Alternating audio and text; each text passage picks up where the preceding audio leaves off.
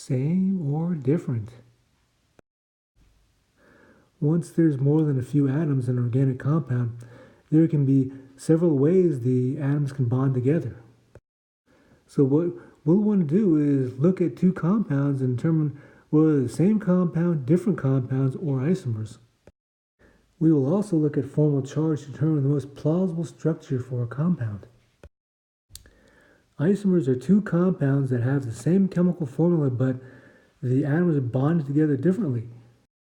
So let's do a practice problem. C2H6O has two isomers. In other words, there's two different ways that the two carbons, 6 hydrogens, and 1 oxygen can bond together. So stop the video and answer these questions. So the answers are on the next slide. So here are the two isomers of C2H6O. Note that the bonding rules for each atom have been followed. One isomer is an alcohol, the other isomer is an ether. What if you were given a sample of C2H6O and asked to determine the structure? Molecular structure is determined by experiment, so one experiment you can do is to do an IR spectrum. Spectroscopy is the interaction of light with matter.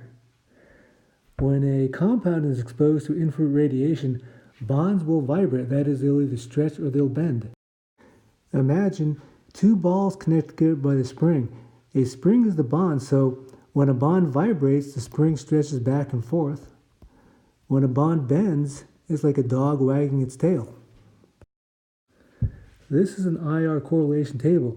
It shows the amount of energy required to stretch a bond. For example, a CH bond requires about 3,000 wave numbers to stretch, but an OH bond requires about 32 to 3,600 wave numbers to stretch. This tells us that the OH bond requires more energy or is stronger than the CH bond. So stop the video and answer this question. Why does a carbon-carbon triple bond require more energy to stretch than a carbon-carbon double bond? And the answer is a carbon-carbon triple bond is stronger than a carbon-carbon double bond, therefore it requires more energy to stretch. So we can use IR spectroscopy to identify different bond types in a compound. Let's go back to our C2H6O isomers. We can use IR spectroscopy to distinguish between the alcohol and the ether structures. Note the different bond types in the alcohol compared to the ether. So we would see the same peaks in the IR spectra of these two compounds, but we would see the OH peak for the alcohol, but not in the ether. So we can use IR to distinguish between these two compounds. Let's do another example. C4H10 has two isomers, so stop the video and draw the Lewis structure and skeletal structures of each isomer. So here is the answer. So this isomer is often referred to as linear. The other isomer is referred to as branch. Is butane really linear?